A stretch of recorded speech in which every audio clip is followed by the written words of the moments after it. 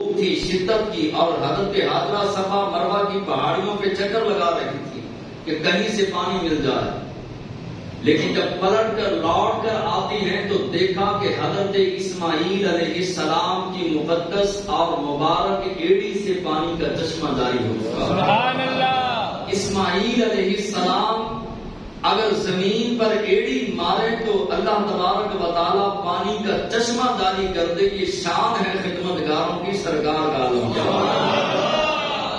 اب بعض لوگ جو ہیں وہ کہتے ہیں کہ نبیوں کے کرنے سے کیا ہوتا ہے، نبی کے قدموں کے ساتھ اگر جو ہے وہ پانی کے چشمے جاری ہو جائیں اور اسی پانی کے اندر اللہ شفا رکھ دے تو پتا چلا کہ نبیوں کے قدموں کو اگر پانی بوسے دینا شروع کر دے تو اللہ پانی کے اندر شفا رکھ دیتا۔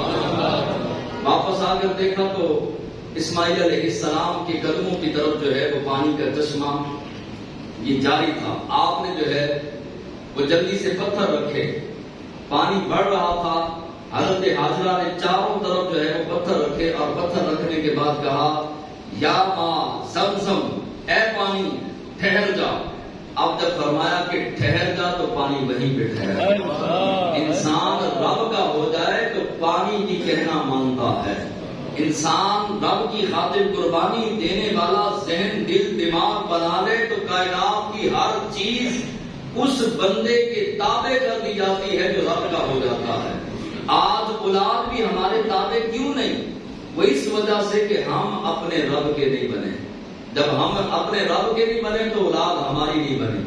اگر چھوٹی اولاد ہے تو جوان ہوگی تو جب تلک ہم اپنے رب کے نہیں بنیں گے، اولاد بھی، کائنات بھی، چیزیں بھی، اور کائنات کا گوشہ گوشہ ہمارا نہیں بن سکتا جب تک ہم اپنے رب کے نہ بن جائیں۔ آپ نے فرمایا زمزم ٹھہر جا، پانی ٹھہر گیا۔ تھوڑا سا عرصہ گزرا، اس پانی کے اندر اللہ نے خاصیت رکھی، وہ غذا بھی ہے، شفا بھی ہے، یعنی کہ اس کے اندر اللہ تعالیٰ نے غذا کی صلاحیت رکھی۔ آج کا سائنسدان کہتا ہے کہ ہم نے آب زمزم کو لیبارٹری کے اندر رکھا، چیک کیا، اگر کوئی آدمی خالی زمزم پیتا رہے، خوراک نہ بھی کھائے، تو یہ زمزم کے اندر ایسی صلاحیت ہے کہ اس کو اللہ تبارک و تعالیٰ کی جانب سے خوراک بھی ملتی رہے گی، اور اس کے اندر شفا بھی۔ ایسے اس کے اندر جو ہے وہ چیزیں موجود ہیں جو کہ دنیا کے پھلوں کے اندر اور بہت ساری چیزوں کے اندر ہوتی ہیں، رب نے صرف آب زمزم کے اندر وہ رکھ دی۔ اب خوراک بھی اور شفا بھی، غذا بھی۔ اللہ تبارک و تعالیٰ کی بندی حضرت حاجرہ کچھ عرصہ کے لیے جو ہے وہ پانی پیتی اور حضرت اسماعیل علیہ السلام کو پلاتی رہی۔ وہاں سے ایک قبیلہ گزرا، بہت سارے اونٹ اور بہت ساری جو ہے وہ سواریوں کے ساتھ گزرا، اور دیکھا کہ ایک عورت اور ایک بچہ یہ کنویں کے قریب جو ہے وہ بیٹھے ہیں، چشمے کے قریب بیٹھے ہیں۔ تو قافلے والے آئے، قافلے کا سردار جو تھا وہ آگے بڑھا اور آگے کہنے لگا کہ بی بی اگر آپ اجازت دیں تو ہم پانی پی لیں۔ تو حضرت حاجرہ نے اجازت دی، یمن کے رہنے والے تھے، وہ قبیلے کے لوگ یمن کے رہنے والے تھے۔ آپ نے اجازت دی، انہوں نے ڈیرا لگایا، کہنے لگے کہ یہ پانی کا چشمہ آپ کا ہے، اگر آپ اجازت دیں تو ہم یہاں پہ ٹھہر سکتے ہیں۔ حضرت حاجرہ نے اجازت دے دی، اور ابراہیم علیہ السلام جب چھوڑ کے گئے تھے اسماعیل علیہ السلام کو تو اللہ کی بارگاہ میں جاتے جاتے ہاتھ اٹھائے تھے، کہا تھا مالک مولا لوگوں کے دل اس جگہ کی طرف مائل کر دے، اس جگہ کی طرف پھیر دے، اور یہاں پر پھلوں کی کثرت عطا فرما۔ آج پوری دنیا میں جو پھل نہ ملتا ہو، آپ مکہ المکرمہ چلے جائیں، وہاں وہ پھل ملے گا۔ آج مشرق میں کوئی بستہ ہے، مغرب میں ہے، شمال میں ہے، جنوب میں ہے، کائنات کے کسی گوشے میں ہے، اس کا دل دھڑکتا ہے کہ میں کعبۃ اللہ دیکھوں، دل مچلتا ہے کہ میں کعبے کے نظارے کروں، میں بار بار جو ہے وہ مدینہ المنورہ اور کعبۃ اللہ کی حسین وادیوں کو دیکھوں۔ اللہ نے پوری کائنات کے مسلمانوں کے دل مائل کر دیے۔ یہ دعا تھی حضرت ابراہیم علیہ السلام کی۔ وہ قبیلہ ٹھہر گیا، ایک قبیلہ آیا، دوسرا آیا، تیسرا آیا، چوتھا آیا، پانچواں آیا، اور وہاں پر ایک شہر آباد ہو گیا۔ اب رونقیں لگ گئیں، منڈیاں لگ گئیں، اور سلسلہ جو ہے وہ جاری ہوا۔ اب ایک امتحان میں ابراہیم علیہ السلام پاس ہوئے اللہ نے دوسرا امتحان شروع کر دیا. دوسرا امتحان حکم خداوندی آیا خواب کے اندر.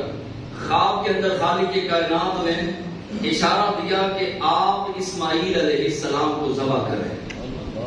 اب جو ہے وہ اتنے مشکلات کے بعد اللہ تبارک و تعالیٰ نے ایک بیٹے کو 14 سال یا 16 سال کی عمر اور حسین خوبصورت تابع دار فرما بردار، پہلے کیا فرمایا کہ جاؤ جا کر کسی وادی میں چھوڑاؤ، بیابان میں چھوڑاؤ، پہلے وہاں پر چھوڑا ہے اور پھر اب حکم آیا کہ اپنے بیٹے کو ذبح کرو، رب کی بارگاہ میں فدیہ ادا کرو. اسماعیل علیہ السلام کے بابا ابراہیم علیہ السلام نے یہ نہیں عرض کیا کہ مالک و مولا میرا تو پتر ہی بڑا سونا ہے، اس کی پیشانی میں آخری نبی صلی اللہ علیہ وسلم کا نور چمکتا ہے، میرا بیٹا تابع دار بھی ہے، فرما بردار بھی ہے، اس کے باوجود میں اپنے ہاتھوں سے اپنے پتر کے گلے پر چھری کیسے چلاؤں؟ اگر تو حکم کرے میں اونٹ ذبح کر دوں، تو حکم کرے میں بکریاں بکرے ذبح کر دوں، تو حکم کرے تو کائنات کے سارے جانور تیری بارگاہ میں فدیہ ادا کر دوں. یہ نہیں کہا، بلکہ فوراً پہنچے حضرت ہاجرہ رضی اللہ تعالی عنہا کے پاس، کہا کہ بیٹے کو تیار کرو، بیٹے کو تیار کرو، آج ایک یار کی ملاقات کے لیے جانا ہے، ایک یار سے ملاقات کرنی ہے. حضرت ہاجرہ نے حضرت اسماعیل علیہ السلام کو کپڑے دیے، سرما لگایا، بالوں میں کنگھی کی، تیل لگایا، تیار کیا. تیاری کے بعد حضرت اسماعیل علیہ السلام کو ابراہیم علیہ السلام نے حکم دیا کہ ساتھ چھری بھی لے لو اور ساتھ ایک رسی بھی پکڑ لو. اب جو ہے وہ حضرت ہاجرہ یا اسماعیل علیہ السلام نے یہ نہیں پوچھا کہ دعوت پر چھری اور رسی کا کیا کام ہے، بلکہ آپ نے رسی بھی پکڑی، چھری بھی پکڑی اور چل پڑے. ادھر سے ابلیس شیطان دوڑتا ہوا انسانی شکل میں، بوڑھے کی شکل میں حضرت ہاجرہ کے پاس آیا، آ کے کہنے لگا کہ ہاجرہ تجھے پتا ہے کہ ابراہیم تیرے بیٹے کو کہاں لے کر گئے؟ تو آپ نے فرمایا ہاں مجھے پتا ہے، وہ ایک یار کی ملاقات کے لیے، ایک دوست کی ملاقات کے لیے گئے ہیں. ابلیس کہنے لگا نہیں، ایسا نہیں ہے، بلکہ وہ اپنے بیٹے کو ذبح کرنے کے لیے لے کر گئے ہیں. حضرت ہاجرہ نے کہا کہ لگتا ہے تو ابلیس ہے، شیطان ہے، اور مردودہ کوئی باپ بھی اپنے بیٹے کو ذبح کرتا ہے؟ اتنا شفیق باپ ہو، اتنی محبت کرنے والا، اتنا نرم دل اور اللہ کا نبی اور رب کا خلیل ہو، وہ اپنے بیٹے کو کیوں کر ذبح کرے گا؟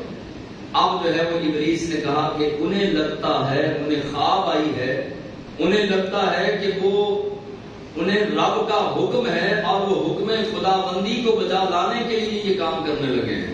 حضرت ہاجرہ نے فوراً آواز دی اور بلند آواز سے کہا ایک اسماعیل کیا، اگر یہ میرے رب کا حکم ہے تو ہزاروں اسماعیل بھی میری گود میں ہوتے تو رب کی بارگاہ میں قربان کر دیتا. ایک اسماعیل نہیں، ہزاروں اسماعیل بھی اللہ کی بارگاہ میں قربان کروا دیتی، ذبح کروا دیتی.